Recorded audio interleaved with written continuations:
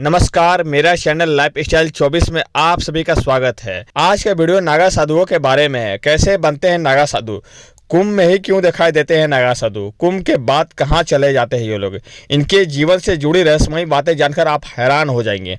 आइए इस वीडियो के माध्यम से हम नागा साधु के बारे में विस्तार से जानते हैं। चलिए शुरू करते हैं। नागा साधुओं की गाथा भारतीय संस्कृति और धर्म का एक ऐसा पहलू है जो जितना रहस्यमयी है उतना प्रेरणादायक भी है।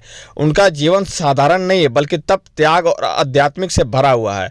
नागा साधुओं के अस्तित्व की कहानी केवल साधना और तपस्या तक सीमित नहीं है, बल्कि यह धर्म और समाज की रक्षा के लिए किए संघर्षों और बलिदान के अद्भुत गाथा है। उनके जीवन को गहराई से समझने के लिए हमें उनके इतिहास, परंपराओं और संघर्षों और साधनाओं से हर पहलू को विस्तार से जानना होगा।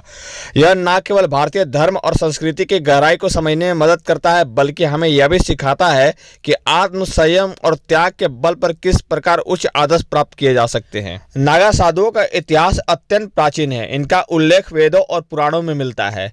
माना जाता है कि इनका संबंध भगवान शिव से, जो स्वयं योग और साधना के परम देवता माने जाते हैं।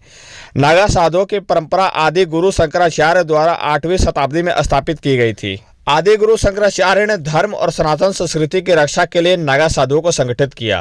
उन्होंने कई अखाड़ों की स्थापना की और नागा साधुओं को युद्ध कला में प्रशिक्षित किया ताकि वे विदेशी आक्रमणकारियों और धर्म के दुश्मनों से लड़ सके।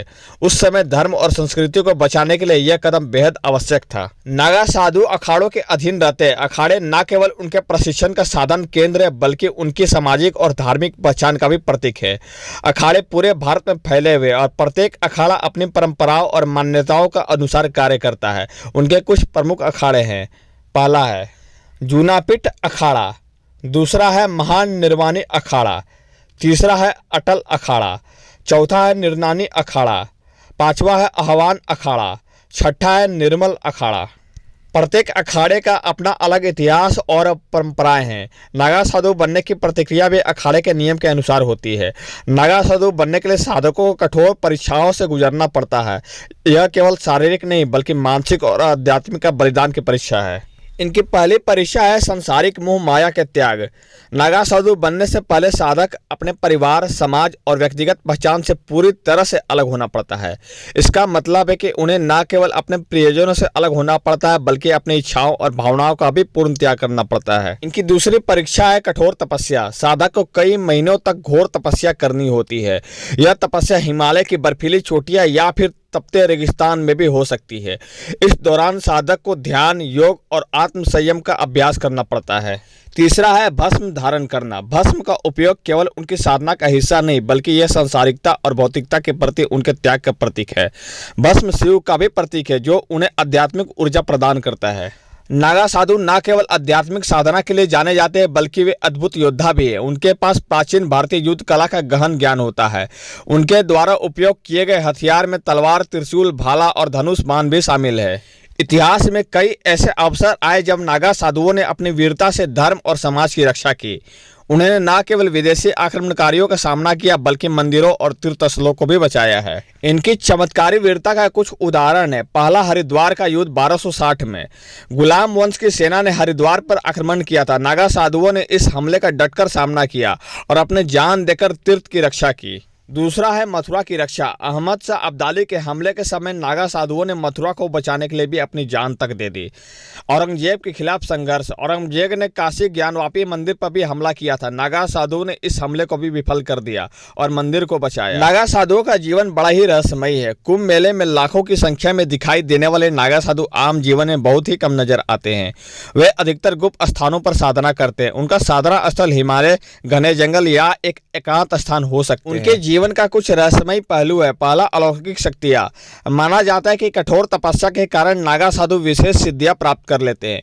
इनकी शक्तियों में ध्यान की उच्च अवस्था, प्राकृतिक तत्वों पर नियंत्रण और भविष्य की घटनाओं का आभास भी शामिल है। धुनी की महत्ता। नागा साधु हमेशा धुनी के पास रहते हैं। धुनी उनकी ऊर्जा का केंद्र है और उनकी साधना का मुख्य हिस्सा भी है।